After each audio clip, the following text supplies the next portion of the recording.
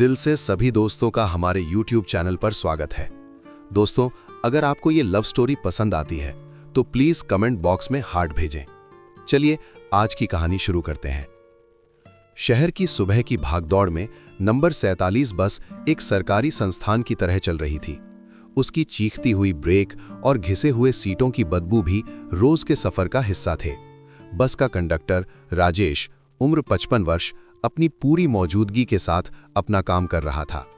राजेश की उम्र ने उसके चेहरे पर झुर्रियां तो दी थीं, लेकिन उसकी कदकाठी आज भी मजबूत और शक्तिशाली थी। सलेटी बालों वाली उसकी छोटी सी अव्यवस्थित दाढ़ी उसके गेहुए रंग के चेहरे पर एक विशेष आकर्षण लाती थी। उसकी बाहें उसकी नीली यूनिफॉर्म की शर्ट की आस्तीनों से बाहर निकलती हुई मजबूत मांसपेशियों से भरी हुई थीं। सालों की मेहनत ने उसके शरीर को एक ऐसा ढांचा दिया था जो युवावस्था का नहीं बल्कि अनुभव का मजबूत पहाड़ था। वो हर यात्री से मुस्कुराकर भैया टिकट कहता। उसकी आवाज गहरी और सुरीली थी, जैसे पुराने गाने की मधुरतान। बस अगले स्टॉप पर रुकी। दरवाजे से भीड़ में से एक नौजवान तेजी से चढ़ा। वो आदित्य था, सिर्फ 20 साल का। उसके शरीर में अभी भी कोमलता और उत्सुकता का मिश्रण था। उसके हाथ में किताबों का बस्ता और कान में ईयरफोन थे। उसकी सफेद टी शर्ट और जीन्स उसके पतले लेकिन ग्रेसफुल फ्रेम को दर्शा रही थी। आदित्य ने अपना बैग संभाला और पर्स निकालने लगा। उसने टिकट के पैसे राजेश अंकल को देने के लिए हाथ बढ़ाया ही था कि तभी ड्राइवर ने बिना चेतावनी दिए तेज झटके के साथ बस चला दी।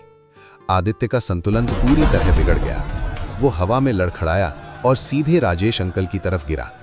पल भर के लिए उस भीड़ भरी बस में सब कुछ थम सा गया। समय ने मानो एक लंबी सांस ले ली हो। आदित्य का नाजुक जवान सीना राजेश की मजबूत चौड़ी पक्की छाती से टकराया। उसकी सांस अचानक रुक गई। उसके हाथ संतुलन बनाने की कोशिश में सीधे राजेश की मजबूत गठीली मस्कुलर बाहों पर जा पड़े। उस क्षण आदित्य ने पहली बार एक ऐसी अभूतपूर्व शक्ति और सुरक्षा महसूस की। राजेश की बाहों की मांसपेशियां पत्थर की तरह सख्त थीं, जो सालों की मेहनत से बनी थीं, लेकिन उनका स्पर्श एक गर्म और सुरक्षित आश्रय जैसा था। एक ऐसी ताकत जिसके सहारे वो दुनिया की किसी भी ठोकर से बच सकता था। संभल जाओ बेटा, राजेश ने कहा। उसकी आवाज गहरी, शांत और सुरीली थी, एक पुरानी शराब जैसी। उसने अपने एक हाथ से आदित्य की पीठ को थामा। उसकी हथेली महीन काम की रुखाई लिए थी, लेकिन उसका स्पर्श दृढ़ था, फिर भी अत्यंत कोमल। आदित्य ने अपना सिर उठाया और पहली बार सीधे राजेश की आंखों में देखा। वे आंखें गहरी भूरी थीं, जिनमें अनगिनत कहानियां, एक अद्भुत शांति और एक पिता जैसी गर्मजोशी थी। आदित्य को लगा जैसे उन आंखों ने उसकी मासूमियत को एक पल में पहचान लिया हो। सॉरी अंकल, राजेश हकलाया, खुद को संभालते हुए। उसके सफेद गालों पर शर्म की हल्की सी लाली तैर गई। कोई बात नहीं, राजेश ने मुस्कुराते हुए कहा। उसकी नजरें भी अब तक आदित्य के चेहरे से हट नहीं पाई थीं। उसने आदित्य की बड़ी चिंतनशील आंखों में एक चमक देखी, एक ऐसी अनजानी उत्सुकता जो उसकी अपनी दुनिया की भाग-दौड़ से बिल्कुल अलग थी। आदित्य ने अपना गंतव्य बताया और पैसे दिए। पैसे लेते समय राजेश की चौड़ी उंगलियां जानबूझकर या अनजाने में आदित्य की नर्म हथेली को छू गईं। एक बार फिर हल्का सा करंट दौड़ गया। ये कोई बिजली का झटका नहीं था, बल्कि एक गर्म सुकून भरा एहसास था, जैसे सर्दियों की पहली धूप का स्पर्श। आदित्य एक सीट पर जा बैठा, लेकिन अब उसकी दुनिया खिड़की के बाहर नहीं बल्कि उस बूढ़े कंडक्टर पर केंद्रित थी। वो देखता रहा कि कैसे राजेश भीड़ में घूमता है। उसकी ताकतवर मौजूदगी हर किसी को सहज महसूस कराती है। वो जानता था कि ये सफर अब सिर्फ कॉलेज तक का नहीं रहने वाला था। राजेश भी अपने काम में व्यस्त रहा, लेकिन उसकी नजर बार बार उस नौजवान की ओर खिंच जाती, जो खिड़की से बाहर देखते हुए भी कहीं और ही खोया लग रहा था। उस नौजवान के चेहरे पर एक कोमलता थी जो राजेश के दिल के किसी कोने को छू रही थी। कुछ स्टॉप बाद बस खाली हुई। आदित्य के पास वाली सीट खाली थी। राजेश टिकटों की गिनती करते हुए वहां आकर बैठ गया। दोनों के बीच सिर्फ 1 फुट का फासला था। पढ़ाई कर रहे हो? राजेश ने शुरुआत की, बिना देखे ही। जी अंकल, कॉलेज जा रहा हूं, आदित्य ने मुस्कुराकर जवाब दिया। अच्छी बात है, पढ़ लिखकर बड़े आदमी बनना। 1 मिनट की सन्नाटे भरी चुप्पी छा गई। फिर दोनों एक साथ बोले, आपका नाम क्या है? दोनों हंस पड़े। उस हंसी ने बची खुची औपचारिकता भी तोड़ दी। मैं राजेश हूं, मैं आदित्य। बहुत सुंदर नाम है, राजेश ने कहा। और उसकी नजर फिर से आदित्य पर पड़ी। इस बार नजरें मिलीं तो वहीं रुक गईं। ये कोई साधारण आंख मिलाना नहीं था, ये एक बातचीत थी। आदित्य की आंखों ने पूछा, तुम इतने अलग क्यों हो? और राजेश की आंखों ने जवाब दिया, शायद तुम्हारे लिए। इन शब्दों के बिना ही ये संवाद पूरा हो गया। बस आदित्य के स्टॉप पर पहुंचने वाली थी। दोनों उठे। दरवाजे पर खड़े होकर आदित्य ने कहा, थैंक यू राजेश अंकल। चलो बाय बाय। बाय बाय मत कहो, राजेश ने अपने आप ही कह दिया। उसकी आवाज में एक अलग ही कोमलता थी। कल मिलते हैं कहो। आदित्य ने मुस्कुराया, ठीक है राजेश अंकल, क्या कल मिलोगे? राजेश ने देखा कि आदित्य की आंखों में एक उम्मीद और एक डर दोनों झलक रहा था। उसने अपना हाथ बढ़ाया और आदित्य के कंधे पर रख दिया। ये स्पर्श पहले से भी ज्यादा गहरा और अर्थपूर्ण था।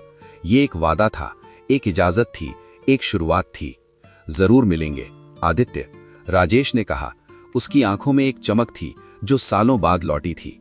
अब तुम्हारा स्टॉप है, जाओ। आदित्य ने एक आखिरी नजर डाली, राजेश के हाथ के गर्म एहसास को अपने कंधे पर महसूस किया और बस से उतर गया। बस चल दी, लेकिन आदित्य का दिल और राजेश की मुस्कान वहीं उस स्टॉप पर एक दूसरे से बंधे रह गए। ये प्यार नहीं था, अभी नहीं, लेकिन ये उसकी पहली कोपल जरूर थी, जो एक अनजाने सफर में, एक अनचाहे स्पर्श से, एक अनकही नजरों के संवाद से फूट पड़ी थी।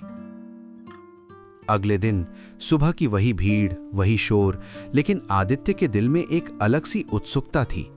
उसकी नजरें बस के दरवाजे पर टिकी थीं। जैसे ही नंबर 47 बस स्टॉप पर आई, उसकी धड़कनें तेज हो गईं। बस के अंदर राजेश एक यात्री को टिकट दे रहा था। उसकी पीठ आदित्य की तरफ थी। उसकी नीली यूनिफॉर्म उसके चौड़े कंधों और सख्त मांसपेशियों वाली पीठ पर एकदम फिट बैठ रही थी। जैसे ही राजेश ने मुड़कर अगले यात्री से टिकट लेना शुरू किया, उसकी नजर सीधे आदित्य पर पड़ी। एक क्षण के लिए उसकी गहरी भूरी आंखों में एक चमक दौड़ गई। एक हल्की गर्मजोशी भरी मुस्कान उसके होठों पर खेल गई। ये कल वाली औपचारिक मुस्कान नहीं थी, ये एक खास इंसान को देखकर आने वाली अनजानी खुशी थी। गुड मॉर्निंग अंकल, आदित्य ने हिम्मत जुटाकर कहा, अपना पर्स निकालते हुए। गुड मॉर्निंग आदित्य, राजेश ने जवाब दिया। उसके लहजे में एक अपनापन था। नाम सुनकर आदित्य का दिल एक बार फिर धड़क उठा। टिकट के पैसे लेते समय राजेश ने जानबूझकर या अनजाने में अपनी उंगलियां आदित्य की हथेली पर थोड़ी देर के लिए रोकीं। उन उंगलियों में काम की मेहनत की रूखाई थी, लेकिन स्पर्श में एक अद्भुत कोमलता। ये एक गूंगा इशारा था, जैसे कि मैं तुम्हें याद कर रहा था। आदित्य ने एक सीट पकड़ी। आज बस भीड़िल थी। राजेश अपने काम में व्यस्त था, लेकिन हर बार जब वो आदित्य के पास से गुजरता, उनकी नजरें मिल जाती। हर नजर एक छोटा सा गुप्त संदेश ले जाती। कभी एक सवाल, क्या सब ठीक है? तो कभी एक कहानी, तुम्हें देखकर अच्छा लगा। अचानक बस ने तेज ब्रेक मारे। एक बूढ़ी औरत अपना संतुलन खो बैठी और आदित्य की तरफ गिर पड़ी। आदित्य ने उसे संभाला, लेकिन उसका भारी भरकम बैग नीचे गिर गया। अरे मेरा बैग! वो औरत बेचैन हो उठी। आदित्य असहज महसूस करने लगा। तभी राजेश वहां आ पहुंचा। उसने स्थिति को भांप लिया। चिंता मत कीजिए दीदी, उसने अपनी गहरी शांत आवाज में कहा। उसने बड़े आराम से भारी बैग को उठाया और ऊपर रख दिया। आदित्य हैरान रह गया। उसने राजेश अंकल को देखा। राजेश अंकल बाइसेप्स बहुत बड़े और उनकी मजबूती साफ दिख रही थी। जब राजेश अंकल बैग रख रहे थे, तब उनकी शर्ट उनकी पीठ को चिपक गई और उनकी पीठ की मसल और पीठ का तिकोना आकार साफ दिख रहा था। राजेश अंकल की बॉडी इस उम्र में भी इतनी स्ट्रांग थी, ये देखकर आदित्य के दिल में कुछ अलग ही चल रहा था। ये दृश्य आदित्य के दिल को छू गया। ये सिर्फ एक छोटा सा काम नहीं था, ये दयालुता और जिम्मेदारी का प्रदर्शन था। औरत ने खुश होकर राजेश को धन्यवाद दिया। जब औरत चली गई तो आदित्य ने राजेश की ओर देखा। उसकी आंखों में सिर्फ आभार ही नहीं, बल्कि एक गहरा सम्मान और जिज्ञासा थी। ये छोटा सा संघर्ष, ये सहजता आदित्य को और भी आकर्षित कर रही थी। आदित्य का स्टॉप आने वाला था। आज वो उतरना नहीं चाहता था। वो इस आदमी के बारे में और जानना चाहता था, जो इतना मजबूत भी था और इतना कोमल भी। दरवाजे पर खड़े होकर आदित्य ने मुड़कर देखा। राजेश पहले से ही उसे देख रहा था। कल मिलेंगे ना? आदित्य ने पूछा। उसकी आवाज में एक अनिश्चितता थी। राजेश ने कोई जवाब नहीं दिया, बस अपना हाथ उठाया और एक हल्की सी मुस्कान के साथ अलविदा कहा। लेकिन उसकी आंखों ने सब कुछ कह दिया था। उनमें एक वादा था, एक इंतजार था। आदित्य बस से उतरा। आज का सफर सिर्फ 2 स्टॉप का नहीं, बल्कि एक इंसान की आत्मा के और करीब जाने का सफर था। और राजेश के लिए ये बस का उबाऊ सफर अब एक उम्मीद, एक सुबह की पहली किरण बन गया था। उनका रिश्ता अब बसों की तरह एक एक करके नए मोड़ों की ओर बढ़ रहा था। एक शाम अचानक आई भारी बारिश ने शहर को तरबतर कर दिया। आदित्य अपने कॉलेज से निकला तो उसे याद आया कि उसकी छतरी तो आज बस में ही भूल गई थी। वो बस स्टॉप की छत के नीचे खड़ा होकर बारिश के थमने का इंतजार करने लगा। तभी उसकी नजर सामने सड़क के किनारे बनी एक छोटी सी चाय की दुकान पर पड़ी और वहां पुराने तंबू के नीचे एक परिचित सी आकृति खड़ी थी, राजेश अंकल। वो अपनी नीली यूनिफॉर्म बदलकर एक साधारण सफेद कुर्ता और पायजामा पहने हुए था। गीले बाल उसके माथे से चिपके हुए थे। बिना यूनिफॉर्म के वो और भी ज्यादा ठोस और वास्तविक लग रहा था। उसकी मजबूत बाहें कुर्ते की हल्की सूती फैब्रिक के अंदर भी साफ झलक रही थीं। आदित्य का दिल धक सा हो गया। ये मौका हाथ से नहीं जाने देना चाहिए। वो बारिश में भागता हुआ चाय की दुकान के तंबू के नीचे जा पहुंचा। राजेश अंकल, उसने हांफते हुए कहा। राजेश ने मुड़कर देखा। आदित्य को भीगा हुआ देखकर उसकी आंखों में चिंता और खुशी का एक अनोखा मेल तैर गया। आदित्य, यहां? तुम तो पूरी तरह भीग गए। आओ, यहां खड़े हो जाओ, राजेश ने कहा और अपनी जगह से हटकर आदित्य को तंबू के बिल्कुल बीच में जगह बना दी। उनके बीच सिर्फ कुछ इंच का फासला रह गया था। आदित्य को राजेश अंकल के गीले कुर्ते से आती हल्की सी नमी और उसके शरीर की गर्मी महसूस हो रही थी। छतरी बस में ही भूल गया था, आदित्य ने हंसते हुए कहा। चलो कोई बात नहीं, 2 चाय बता देता हूं, राजेश अंकल ने कहा। दुकान वाले से कहा। चाय आई। दोनों ने गर्म चाय के कप हाथों में थामे। राजेश की मोटी थोड़ी सख्त उंगलियां कप को पकड़े हुए थीं, जबकि आदित्य की लंबी नाजुक उंगलियां कप के इर्द गिर्द एक सुरक्षा घेरा सी बना रही थीं। आप यहां रोजाना आते हो? आदित्य ने पूछा। हाँ, बस की ड्यूटी खत्म होने के बाद 1 कप चाय, शांति से, राजेश अंकल ने कहा, आसपास के शोर शराबे को नजरअंदाज करते हुए। ये 10 मिनट सिर्फ मेरे होते हैं। आदित्य ने उसकी आंखों में झांका। उनमें एक थकान थी, लेकिन एक गहरी शांति भी थी। उसे एहसास हुआ कि राजेश अंकल की ताकत सिर्फ उसके शरीर में नहीं, बल्कि उसकी इस सादगी और संतोष में छुपी थी। मुझे भी चाय पीनी अच्छी लगती है, आदित्य ने कहा, लेकिन अकेलेपन की आदत हो जाती है, राजेश अंकल ने कहा। और फिर एक सेकंड का ठहराव आया। लेकिन आज अच्छा लगा, उसने सीधे आदित्य की आंखों में देखकर कहा। यह कोई मामूली बात नहीं थी, ये एक स्वीकारोक्ति थी। तभी एक ट्रक तेजी से सड़क पर निकला और पानी का एक बड़ा छींटा उछालता हुआ दुकान की तरफ बढ़ा। राजेश ने तुरंत अपना हाथ बढ़ाया और आदित्य को हल्का सा खींचकर अपनी ओर कर लिया। अपनी चौड़ी पीठ पानी के छींटों की तरफ कर दी। आदित्य का चेहरा एक पल के लिए राजेश के कंधे से सट गया। उसने अपनी गाल पर कुर्ते के गीलेपन और उसके नीचे छुपी मजबूत मांसपेशियों का एहसास महसूस किया। यह स्पर्श बिजली की तरह नहीं, बल्कि किसी गर्म कंबल की तरह था, जो उसे पूरी तरह सुरक्षित महसूस करा रहा था। राजेश की गर्मी और उसके शरीर की महक ने आदित्य को एक पल के लिए सब कुछ भुला दिया। खतरा टलते ही राजेश ने अपना हाथ ढीला किया। सॉरी, उसने कहा, थोड़ा शर्मिंदा सा। कोई बात नहीं, आदित्य ने कहा, अपनी सांस को संभालते हुए। थैंक्स। बारिश थमने लगी थी। वो पल टूटने वाला था। मुझे जाना चाहिए, आदित्य ने कहा, उदास होते हुए। हाँ, राजेश ने कहा। फिर उसने एक और कप चाय मंगवाई और आदित्य के हाथ में थमा दी। इसे पीकर जाना, ठंड लग जाएगी। ये सिर्फ चाय का कप नहीं था, ये एक बहाना था आदित्य को और 2 मिनट रोकने का। बारिश अब हल्की होकर बूंदाबांदी में बदल चुकी थी, लेकिन आदित्य के कपड़े अभी भी पूरी तरह से भीगे हुए थे। चाय का आखिरी घूंट पीते हुए उसने कप वापस दुकानदार को दिया। अब मैं चलता हूं राजेश अंकल, आदित्य ने कहा, लेकिन उसकी आवाज में एक अनिच्छा साफ झलक रही थी। राजेश ने आदित्य को ऊपर से नीचे तक देखा।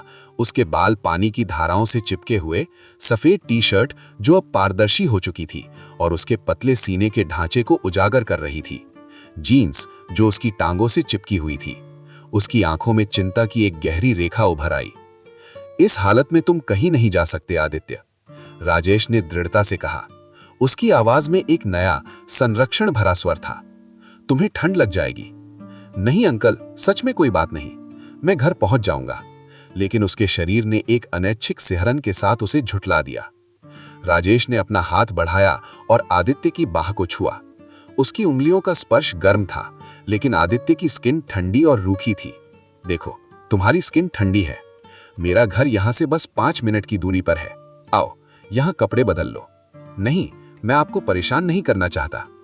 आदित्य, प्लीज मेरे लिए। राजेश ने उसका नाम एक अलग ही लहजे में लिया। उसकी आवाज में एक नर्म लेकिन अटल दृढ़ता थी। उसने आदित्य की ठोड़ी को हल्के से अपनी उंगली से छुआ, जैसे कोई बच्चे को समझा रहा हो। मैं तुम्हें इस हालत में जाने नहीं दूंगा, ये मेरा आग्रह है। चलो। ये आदेश नहीं, एक स्नेहिल आग्रह था। आदित्य की आंखों में राजेश की गहरी चिंतित नजरें देखीं और उसका प्रतिरोध टूट गया। उसने हाँ में सिर हिला दिया।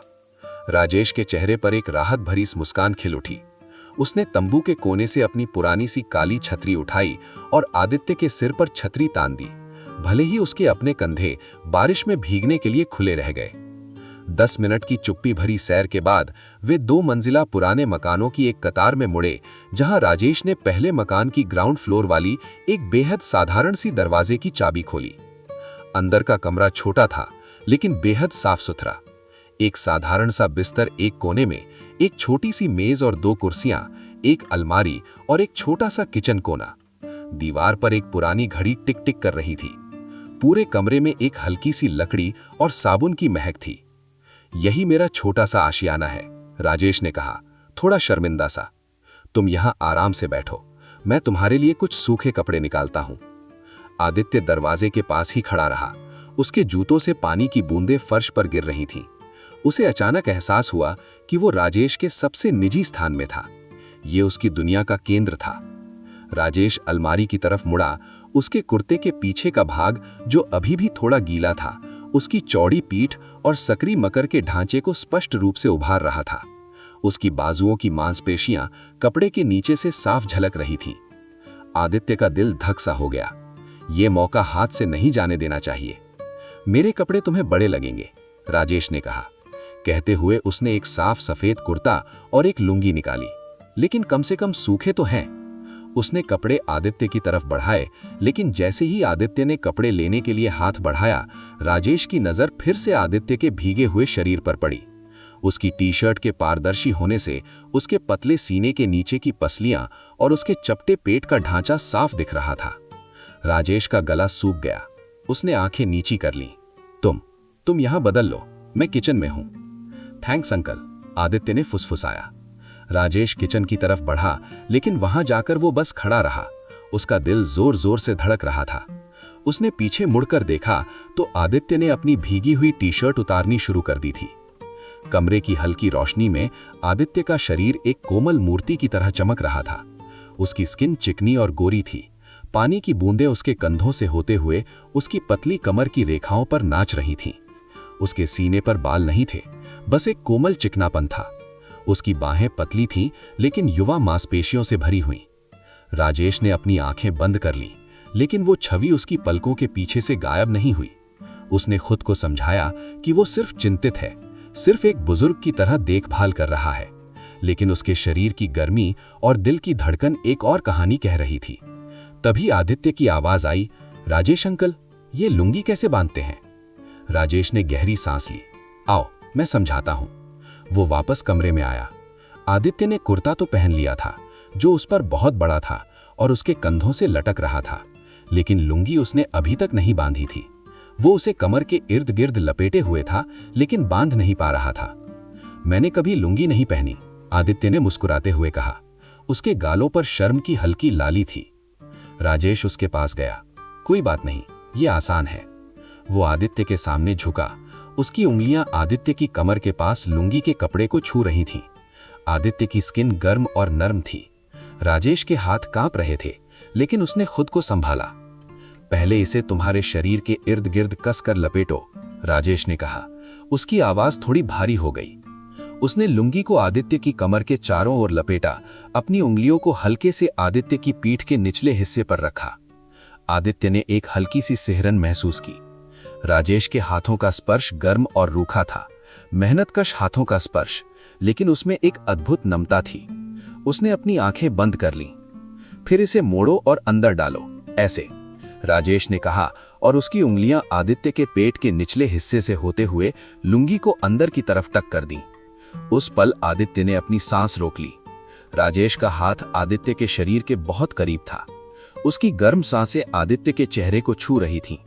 दोनों के बीच का फासला इतना कम था कि आदित्य राजेश के कुर्ते से आती हल्की सी नमी और उसके शरीर की गर्मी महसूस कर सकता था।